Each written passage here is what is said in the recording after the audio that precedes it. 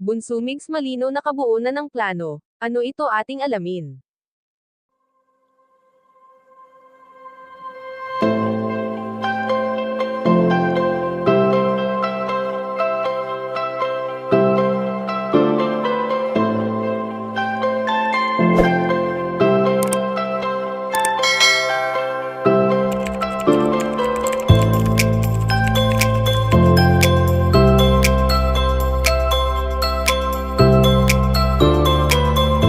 Sadya namang marami pa rin ang nahihiwagahan kay Bunso Migs Malino, lalo pa nga at dalawa lamang ang kanyang focus ngayon at ito ang kanyang buong pamilya at ang isa naman ay ang pagtulong sa kapwa.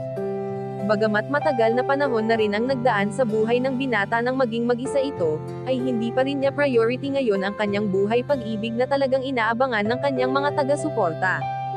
Alam naman natin na hindi na bata pa si Bunso Migs Malino, kaya naman nararapat rin siyang lumigaya sa buhay tulad na lamang ng pagkakaroon niya ng sariling pamilya. Bagamat wala pa sa isip ng binata ang ganitong pagkakataon, dahil kung ating mapapansin ay hindi ito naiisip ng binata, bagkus ay nakafocus lamang siya sa kung ano ang tunay na magpapasaya sa kanya.